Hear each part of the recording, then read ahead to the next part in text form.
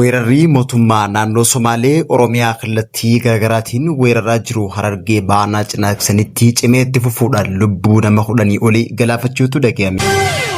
Ajajoonni humna waraanaa Faannoo Amaaraa waldhabdee isaan jidduutti uumamteen ajajaan Faannoo Amaaraa Zamana Tashaaleen garee waraanaa ajajaa Faannoo Zamana Kaaserraa addaan fottoquutu dhaga'ame.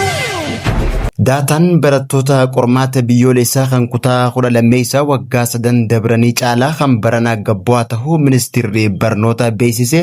Akka biyyaatti ammoo barattoonni qabxii olaanaa fidan naannoo Oromiyaa haa ta'u malee Oromiyaan baay'ina barattoota kufaniitiin kutaalee Itoophiyaa mara caaluu gabaasni ministeera barnootaa guyyaa irraa baasee addeessetti jira. Sirni eebbaa kitaaba ministeera muummee Itoophiyaa Dr. Abiy Ahmediin barreeffame guyyaa har'aa magaalaa Finfinneetti gaggeeffamaa kan jiru yoo ta'u, sirna eebbaa kanarratti dubbii ijoo obbo Geetaachoo Raddaa dubbatanii ajab nama jechisiisee jira. Dooniiwwan mootoraa qaraxarraa bilisaa ta'an akka gara Itoophiyaa seenaniif hayyamame. Biyya gaanfa Afrikaa kan hin taane Misir biyyoonni gaanfichaa keessa jiran sodaa rakkoo nageenyaa keessa jiraachuu gamtaa biyyoota Arabaa akka jidduu seenaniif gaafatte. Daawwattootaa fi hordoftoota Hegeree Miidiyaa addunyaa mararratti argamtan nageenya keenya bakkuma jirtanitti isin haa ga'u isiniin jenna. Guyyaan irraa kibxata fulbaana 16 barree 2025 Hegeree Miidiyaa irraa kanneen amma dhageessan ijoo oduu teenya har'aati. Bal'inni oduu teenya kunooti hanga dhumaatti nu hordofuu hin dagatina.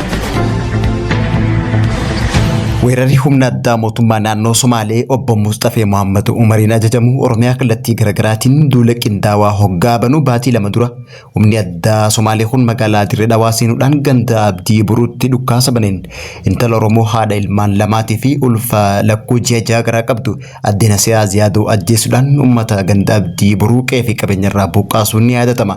Kana malees weerartuun humna addaa Somaaleetuun duula wal fakkaataa itti fufanii Harargee dhiyaa Ana Dobbaatti dhukaasa banteen ajajaa milishaa aanichaa obbo Abrahaim Yusuf wareeguudhaan Harargee Baanaa Gooroo guutuu Harargee dhiyaa Gumbii Bordoddittis qonnaan bultoota galaafachuun loowwanii fi qabeenya saamuun ni yaadatama.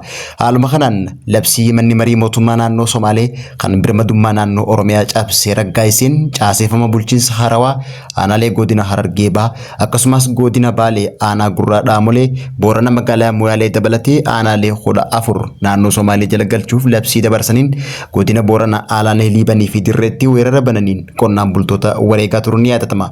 Humni addaa Somaalee kun mootummaa naannoo Somaalee obbo Mustafee Muhammad Umariin yoo ajajamu kanneen tarsiimoo fi karoora mootummaa naannoo Somaalee galmaan gahuudhaaf guyyaa dheengaddaa gaafa fulbaana 14 bara 2025 baha Oromiyaa Harargee Baanaa Cinaaksan Araddaa Tamaamitti dhukaasa bananiin namoota nagaa loon tiifatan 7 ajjeesuudhaan namoota 5 madeessuun loowwan 70 ol saamuun himameet jira.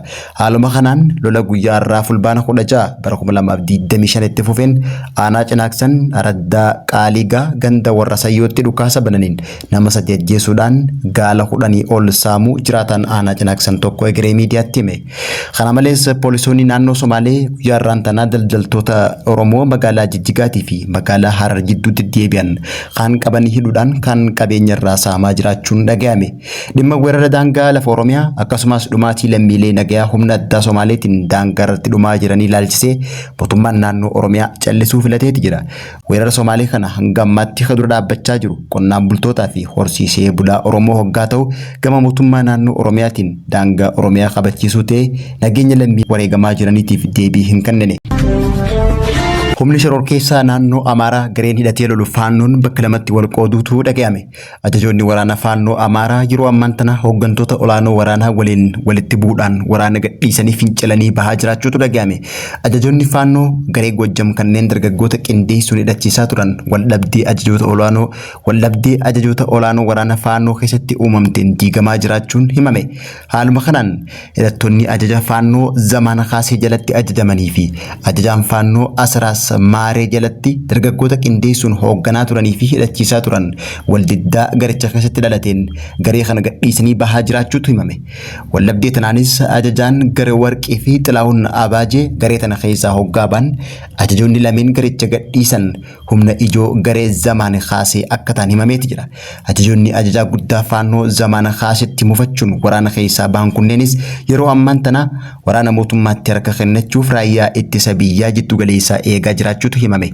Kana malees Suyyum Zamange dabalatee ajajoonni hedduun humna ittisaatti harka kennachuudhaaf hawaasatti makamuutu dhaga'ame. Hooggansi garee Zamaanee Tashaalee Jaamus garee tana fottoysuun mootummaatti harka kennachuudhaaf qophii godhaa jiraachuun himame. Akka Goa TV'n gabaasetti hoogganaan kun waggaa 2 guutuu achitti kaniin dabarsee fi jireenya koo akkasumaan qisaasessuu hin barbaadu jechuudhaan waggaa 2 kana humna faannootti makamee lolaa turuu gaabbu gabaasetti jira.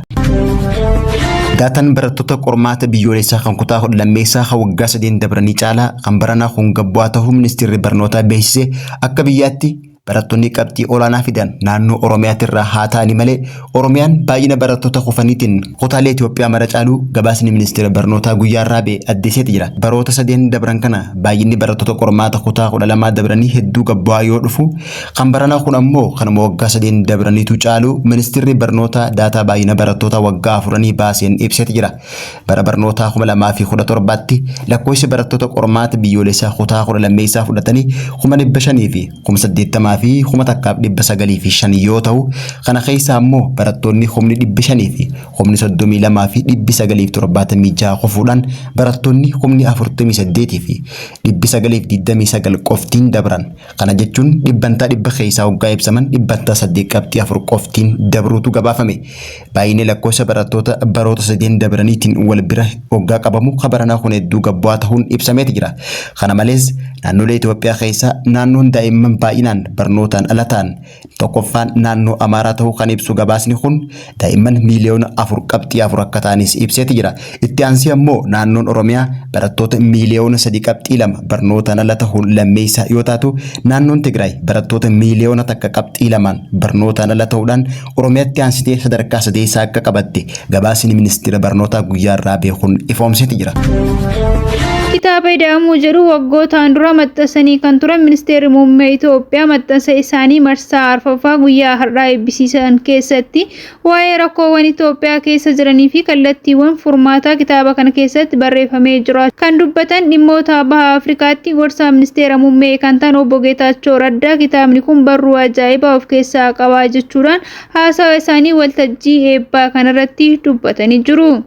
Itti dabaluunis obbo Geetaachoo Raddaa kitaabni kun galmeewwan seenaa hedduu qabaachuu himuun kitaaba ida'amuu kanaan dura dubbisuuf carraa argatanis rakkoowwan jiru wal qabatee akka hin xumurre himuun Itoophiyaan baroota duraanii keessatti maddoota barruu fi aartii turuu himuun namoonni waggaa 40 seenaa dhuunfaa isaanii barreessuu irraa dhimma biyyaa irratti xiyyeeffachuun isaanii immoo hedduu nama ajaa'ibsiisaa yoo jedhani dubbiin kun ministeera muummeetiif umrii isaaniitiin wal bira qabamuudhaan dubbatamee jira jedhamee jira.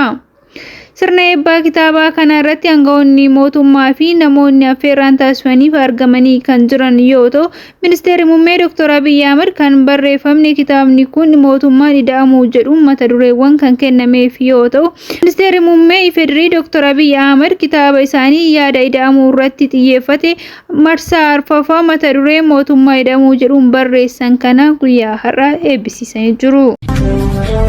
Ministeera maallaqaa damee turizimii biyyattii guddisuuf tattaaffii taasisaa jiru deeggaruuf jecha dooniiwwan motoraa waggaa tokkoof qaraxarraa bilisaa ta'an akka biyyattii seenaniif qajeelfama hayyamuu baase. Itoophiyaan haraawwan gurguddoo 20 ol kan qabdu yoo ta'u qabeenya ishee kana sirnaan fayyadamuuf jecha guddina dinagdee biyyattii galii sharafa alaa akkasumas jireenya hawaasaa naannawaa fooyyessuuf gumaacha olaanaa qabaachuu isaa ministeera maallaqaa obbo Ahmed Shidee dubbatanii jiru.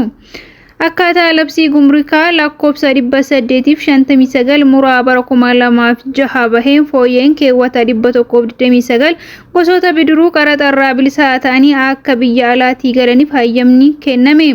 Dooniiwwan motoraa xixiqqaa fi giddugaleessa imala fageenya gabaabaa fi qaxxaamuraa qabaniif bidiruu saffisa turistootaa fi itti fayyadama yeroo hatantamaa keessatti tajaajila si'ataa kennan of keessatti akka qabus ibsamee jira.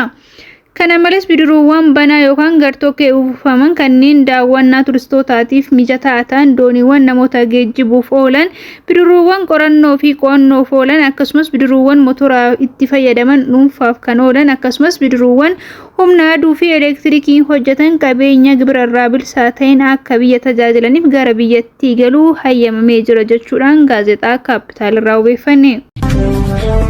Torbee kana keessa wallabdee Israa'elii fi Kuwaatar yaaddoonatti fidee jira jechuudhaan himataa kan turte biyyi Misir rakkoo nageenya gaanfa Afrikaa akka furamuuf gamtaan biyyoota Arabaa dhimma diinagdeetiin gamatti humna waraanaa mataa isaa hundeessuu akka qabuu fi dhimmoota biyyoota Afrikaa keessa akka seenuuf gaafattee jirti. Dubbii kana kan taasisan ministeerri muummee Misir Al-Siisiin yeroo walgahii gamtaa biyyoota Arabaa fi biyyoota Musliimaa magaalaa Doohaatti geggeessaa jiru irratti dhimmi biyyoota Afrikaa cal jedhamee ilaalamuu hin qabu jedhani. Gamtaan biyyoota Arabaa keessa seenuuf Itoophiyaan sochii eegalaa turuushee gabaasuun kennaa kan yaadatamu yoo ta'u, biyyi Misir dhaabbata gamtaa biyyoota Arabaa kana fayyadamuudhaan biyyoota gaanfa Afrikaa maqaa balleessuu fi dhiibbaa irratti uumuu ammas akkuma itti fuftetti jirti.